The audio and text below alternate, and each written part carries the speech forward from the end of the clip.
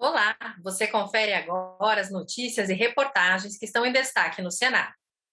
O plenário aprovou nesta semana a medida provisória que garante valor mínimo de R$ 400 para as famílias beneficiárias do programa Auxílio Brasil. Inicialmente, a medida provisória previa o pagamento de R$ 400 até o fim deste ano. Mas o texto foi modificado na Câmara dos Deputados para que esse piso seja permanente. O país dá hoje um passo decisivo pela erradicação da pobreza no Brasil. Ao tornarmos permanente o auxílio extraordinário, incluiremos os mais necessitados no orçamento como nunca feito antes. De acordo com o relatório, o orçamento do programa passará a ser de R$ 90 bilhões por ano. Para termos clareza do que isso significa, estamos falando de triplicar o orçamento do Bolsa Família que o Bolsa Família tinha. Os valores médios pagos às famílias já subiram a R$ 410 com o benefício extraordinário. Esse valor é mais do que o dobro do que era pago no ano de 2010, no âmbito do Bolsa Família, antecessor do Auxílio Brasil. Foi promulgada nesta quinta-feira a proposta de emenda à Constituição que define o piso salarial para agentes comunitários de saúde. Nos termos do parágrafo 3º do artigo 60 da Constituição Federal, declaro promulgada a Emenda Constitucional número 120 de 2022. 11 anos separam essa data. Foi em 2011 que a proposta de emenda à Constituição, que define o piso salarial para agentes comunitários de saúde, foi apresentada na Câmara dos Deputados. E agora, em 2022, a categoria conseguiu a regulamentação.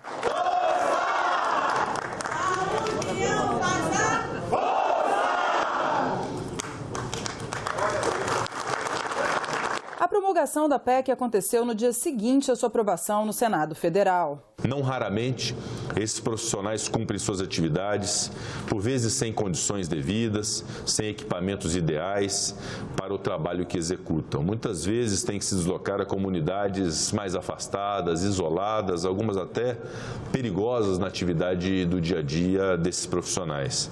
É fundamental que o Estado brasileiro consiga manter esses profissionais em seus postos de trabalho, recebendo vencimentos justos e condizentes com a importância vital de suas atribuições. Depois de muitos anos de luta e expectativa em torno da aprovação desta emenda, finalmente esses profissionais receberão a retribuição que merecem. O projeto de valorização dos agentes comunitários de saúde define o valor de 2 salários mínimos como piso nacional para a categoria, além de adicional de insalubridade e aposentadoria especial devido aos riscos inerentes às funções desempenhadas. O texto também determina que estados, Distrito Federal e municípios deverão estabelecer outras vantagens, incentivos, auxílios, gratificações e indenizações para valorizar o trabalho dos agentes de saúde. A proteção e a valorização dos agentes comunitários de saúde, dos agentes de combate às endemias, são, pois, valiosos investimentos que fazemos para proporcionar bem-estar à população e indiscutível racionalidade à aplicação dos recursos públicos. O presidente do Senado disse que vê uma tendência no Congresso pela derrubada do veto do presidente Jair Bolsonaro à Lei Aldir Blanc II, aprovada em março para apoiar o setor cultural. O texto previa repasses anuais de R$ 3 bilhões da União para estados, Distrito Federal e municípios. Bolsonaro alegou que o projeto é inconstitucional e contraria o interesse público. Obviamente, todo o direito do presidente da República de sancionar ou de vetar, como também é uma prerrogativa do Congresso Nacional avaliar os vetos para manutenção ou para rejeição dos vetos, a derrubada dos vetos. Então, em relação a esses projetos, assim como outros vetos que existam, serão submetidos à sessão do Congresso Nacional. E eu imagino que, pela força que esses projetos ganharam no âmbito do Congresso Nacional, a boa aceitação junto aos parlamentares, pode sim haver uma tendência pela derrubada do veto, mas é algo também que não é uma decisão da presidência do Congresso, e sim da maioria de senadores e deputados federais. O que eu posso me comprometer é que todos esses vetos serão democraticamente submetidos numa sessão do Congresso Nacional que será marcada oportunamente. Vamos ver agora o que foi notícia nas assembleias estaduais. O Giro pelos Parlamentos do Brasil é uma parceria entre a TV Senado e as emissoras legislativas de todo o país.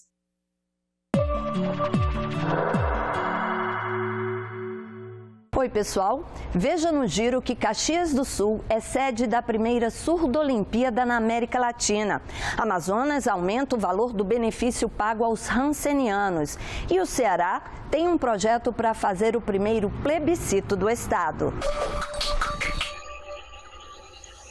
O projeto de decreto legislativo é de autoria do deputado Renato Roseno, do PSOL, e já foi protocolado aqui na Assembleia Legislativa do Ceará. A proposta do parlamentar é fazer uma consulta popular sobre a concessão da Enel e também verificar através de plebiscito o que a população acha de uma possível reestatização da antiga Coelce, que é a Companhia Elétrica do Ceará. Deputado, que levou o senhor a apresentar essa matéria?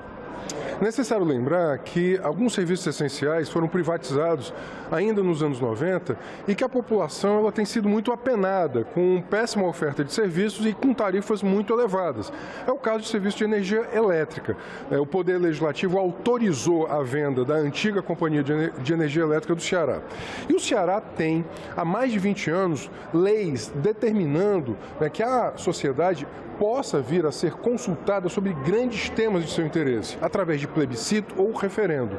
Nunca houve um plebiscito em nível estadual. Nós apresentamos esse decreto legislativo para a convocação de um plebiscito, que a sociedade, portanto, ela seja, de fato, escutada, que ela delibere se ela quer ou não, ao fim da concessão de 30 anos, que está se aproximando, o contrato com a Enel, ele finda em 2028, se ela quer ou não a renovação dessa concessão. Um dos projetos de lei aprovados esta semana na Assembleia Legislativa é o reajuste anual do benefício pago aos rancenianos. O projeto de lei número 186 de 2022 foi encaminhado pelo governo estadual, propondo o reajuste no valor do auxílio pago às pessoas mutiladas ou deformadas pela hanseníase, com o objetivo de reparar danos e preconceitos, já que muitos precisam ficar internados ou se isolar de seus familiares. A indicação da proposta havia sido levada pelo deputado Adjuto Afonso. De acordo com o texto da matéria, o benefício será reajustado para R$ 1.212. A pensão das pessoas afetadas pela hanseníase foi criada em 1985, mas garantia apenas 50% do salário mínimo. Agora, com a lei aprovada na LEAN, o valor ficará equiparado.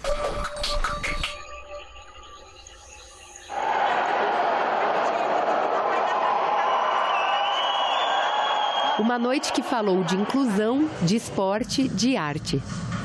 A Caxias do Sul, terra da uva, da indústria, da cultura, agora já pode deixar mais um legado, ser também a terra do esporte. A cerimônia de abertura dos Jogos Surdo-Olímpicos mostrou isso. O evento, que entra na 24ª edição, contou com um público que lotou o ginásio do Complexo Esportivo do SESI. 77 países, 77 culturas diferentes em um só lugar. Pela primeira vez no Brasil, em 98 anos das Surdo-Olimpíadas. O evento, que promete movimentar Caxias do Sul, começou em alto estilo. As delegações desfilaram no clima dos Jogos e da cultura brasileira. Um dos momentos mais marcantes foi a delegação da Ucrânia. Natália, o que representa toda essa emoção que tu disse e o fato de estar no Brasil, né?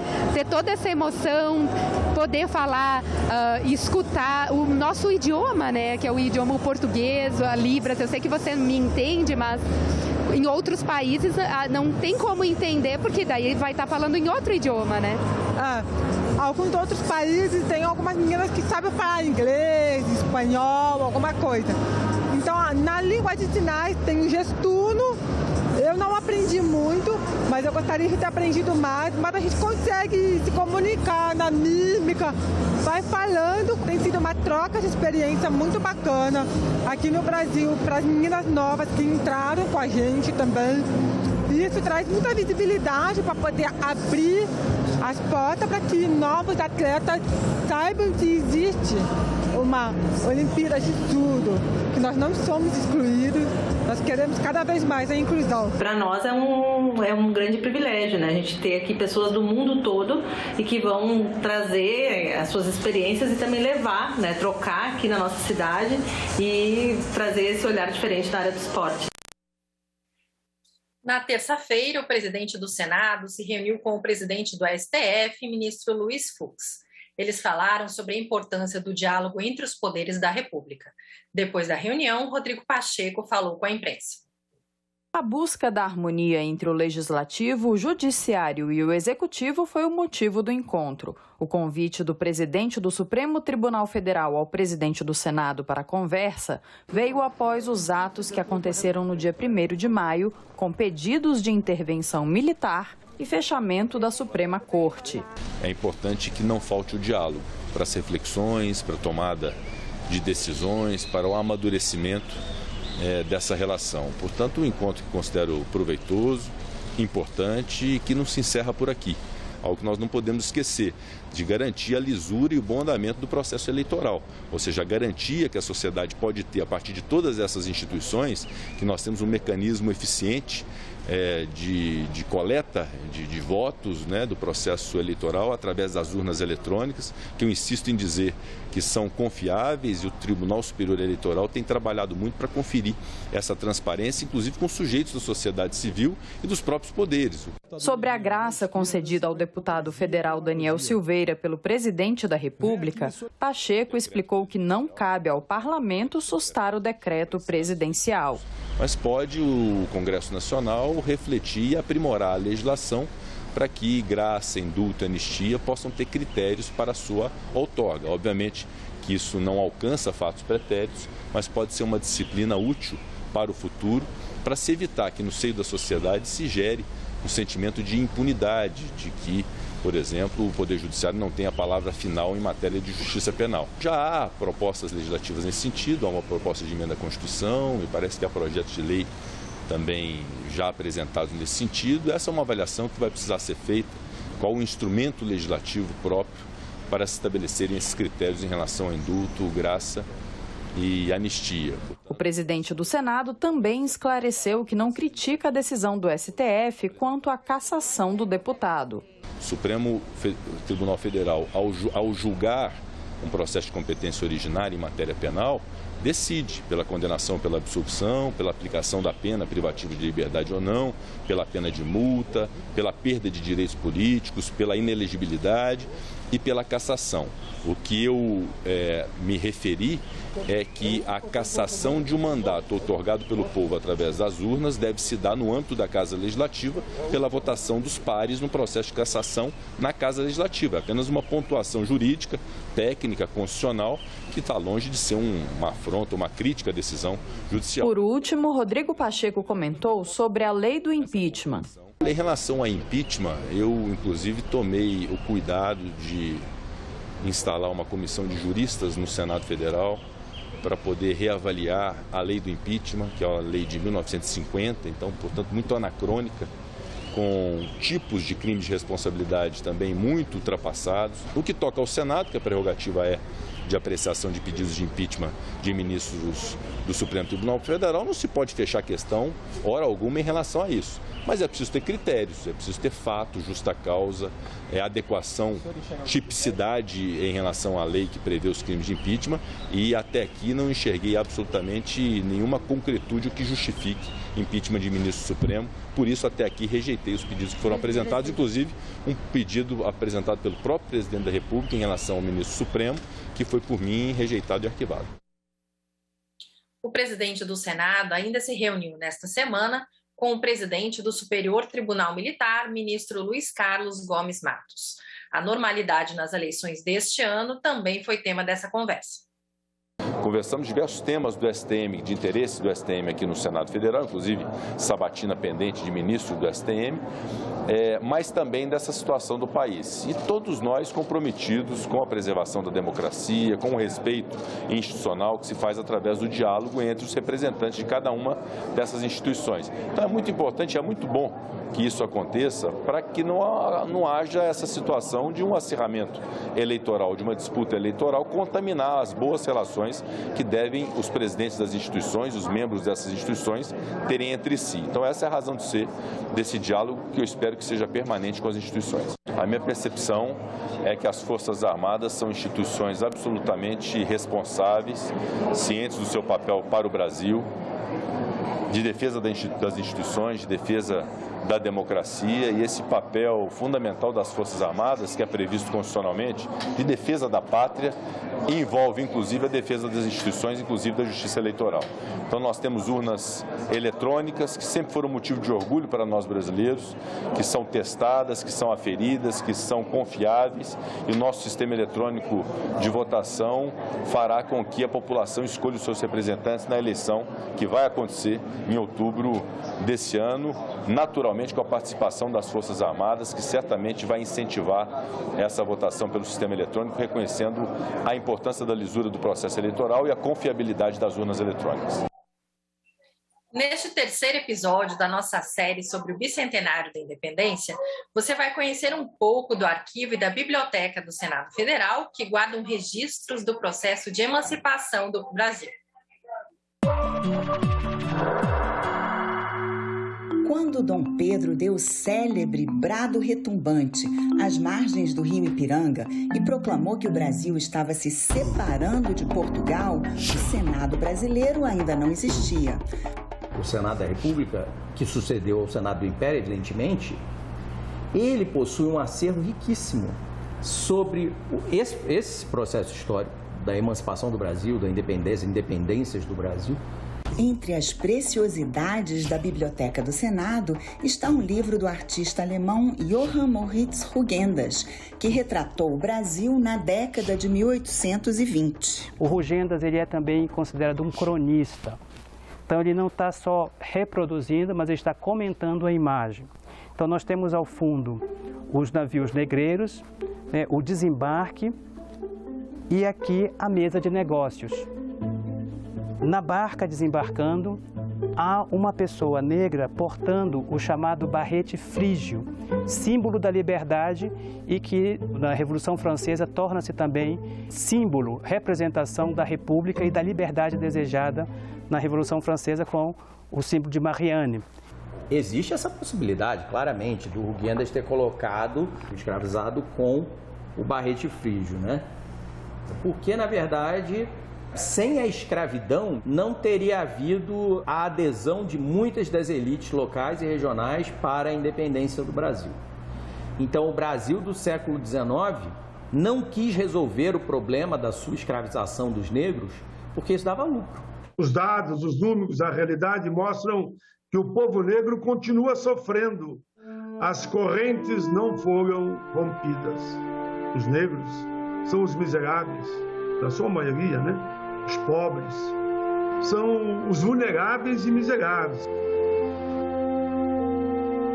E nesse cenário de caos, a mulher negra ainda é a mais atingida e ganha o menor salário.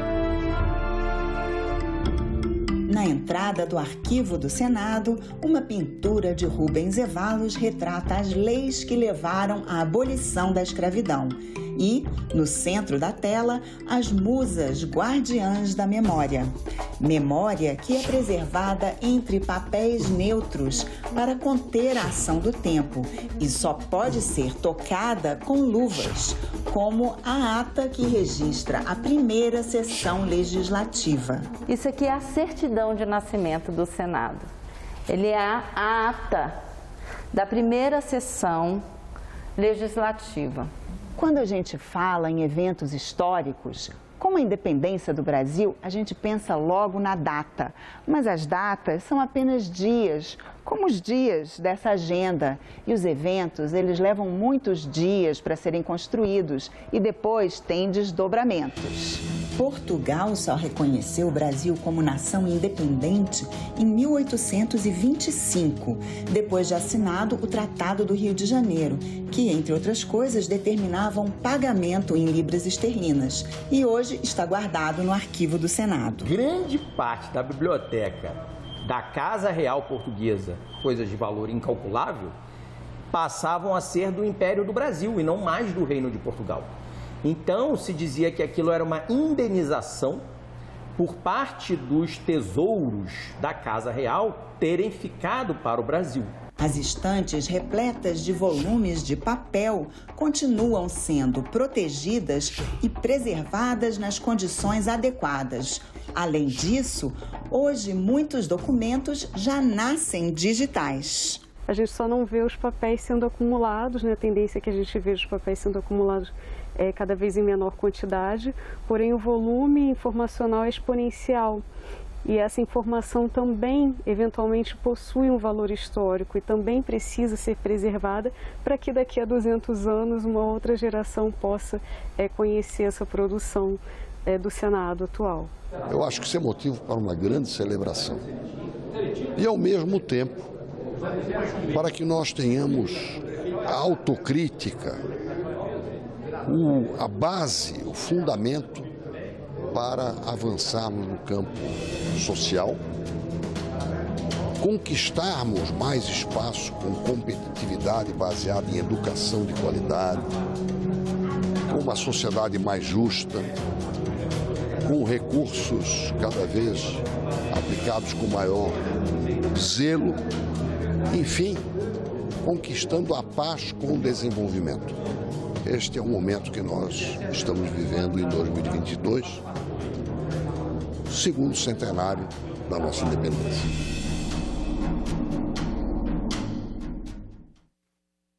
Ainda sobre o bicentenário da independência. O presidente da Assembleia da República Portuguesa, Augusto Santos Silva, visitou o Senado brasileiro na quinta-feira.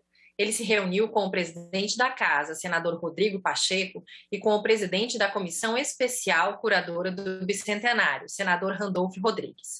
Augusto confirmou a presença de Portugal na sessão solene do Congresso Nacional, que vai celebrar os 200 anos de independência, marcada para 8 de setembro. Na verdade, Portugal participa nas comemorações do bicentenário da independência do Brasil a convite das autoridades brasileiras. Eu não conheço nenhum outro país que, para celebrar a sua independência, convide o país de que se tornou independente a celebrá-la também. E a razão é muito simples, porque com a independência do Brasil, o que aconteceu foi que duas nações, igualmente soberanas, independentes e valiosas, o Brasil e Portugal, puderam afirmar a fraternidade que as une e que desde então tem pautado o seu relacionamento recíproco. E é com enorme felicidade que nós, a presidência do Senado Federal, a presidência da Comissão Curadora dos 200 anos da independência do Brasil, recebeu do presidente Augusto, enfim, já tínhamos recebido do presidente Marcelo, a confirmação da presença dele no próximo dia 8 de setembro, aqui no Brasil, para a sessão solene do Congresso Nacional pelos nossos 200 anos como nação independente. E agora recebemos do presidente da Assembleia da República de Portugal a confirmação da sua presença. Mais que isso, inclusive, nos devolve a Assembleia da República de Portugal, o Parlamento português, e nós somos muito gratos por isso, e os nossos irmãos e o governo de Portugal, a informação que no âmbito do Parlamento português também será constituída uma comissão curadora dos 200 anos, tal qual a comissão curadora que nós dirigimos aqui no Senado. Nesse final de semana tem estreia do programa Eco Senado. Veja agora na coluna Momento Eco um pouco do que você vai ver aqui na tela da TV Senado nessa próxima edição do programa. O programa Ecosenado dá um destaque especial neste mês de maio para a temática indígena. Acampamento Terra Livre, homenagem no plenário para o Dia dos Povos Indígenas e os dados divulgados recentemente pelo projeto MAP Biomas, que comprovam que as terras indígenas funcionam como um freio para o desmatamento no Brasil. O desmatamento atingiu mais de 20% da área total das propriedades rurais do país nos últimos 30 anos. Mas nas terras indígenas, a perda não passou de 1%, comprovando o papel de proteção ambiental desempenhado pelas populações indígenas. Dos 69 milhões de hectares desmatados no período, apenas 1 milhão de hectares ocorreram em terras indígenas. Porém, a pressão cresceu nos últimos anos. A área ocupada pelo garimpo ilegal em terras indígenas ficou 5 vezes maior entre 2010 e 2020. As maiores áreas de garimpo estão hoje nos territórios Kayapó, Munduruku e Yanomami. A atividade de mineração é ilegal nas terras indígenas, mas pode ser legalizada caso o Congresso aprove o PL 191 de 2020. É inegável que o país ainda possui uma dívida considerável para com as populações indígenas. Não deixamos de reconhecer a necessidade de maior proteção estatal aos povos originários desta terra, cuja causa, no mais das vezes, anda atrelada a questões ambientais, sociais, de saúde pública. São necessárias políticas públicas que protejam e fortaleçam os direitos das populações originárias. Nós também resgatamos os melhores momentos de uma fantástica mobilização de artistas de todo o país no Salão Negro do Senado, no dia 9 de março. Eles vieram alertar os parlamentares para os riscos que a aprovação de uma série de projetos que tramitam hoje no Congresso representa para a governança ambiental do país. Há uma responsabilidade do Congresso Nacional, do Poder Legislativo brasileiro, de ouvir as mais diferentes ideias, sem preconceitos, sem discriminações de qualquer natureza. Este encontro, presidente, traz a preocupação por um conjunto de matérias que tramitam aqui no Congresso Nacional. Matérias que, no entender deste conjunto de artistas que está aqui presentes, do conjunto das entidades aqui presentes, são porta-vozes disso, ameaçam a vida no Brasil e, em última análise, ameaçam a vida no planeta, já que comprometem, sobretudo, os ecossistemas, sobretudo da minha região, da região amazônica.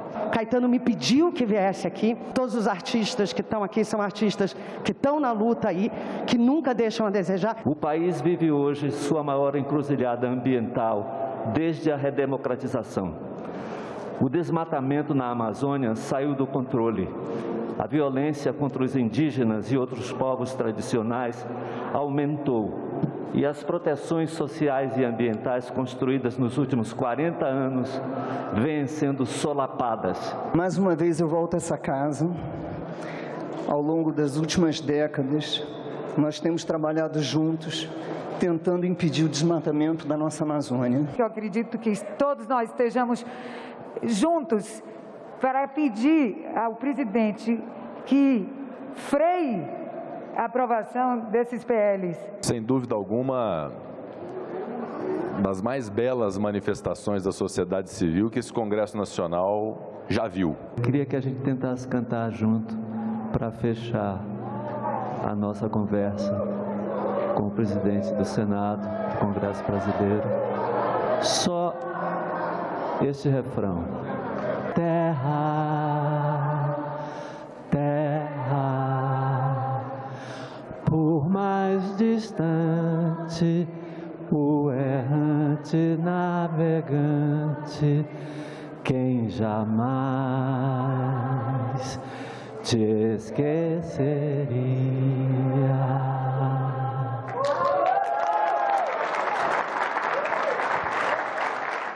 O programa Ecosenado tem exibições no sábado às 9 da manhã e também às 5 da tarde, no sábado e no domingo. E essa foi a coluna Momento Eco de hoje. A gente volta na semana que vem. Este foi o Senado Notícias Revista. Você pode rever as reportagens desta edição na nossa página na internet, senado.leg.br/TV. Obrigada pela companhia e continue sintonizado aqui na TV Senado.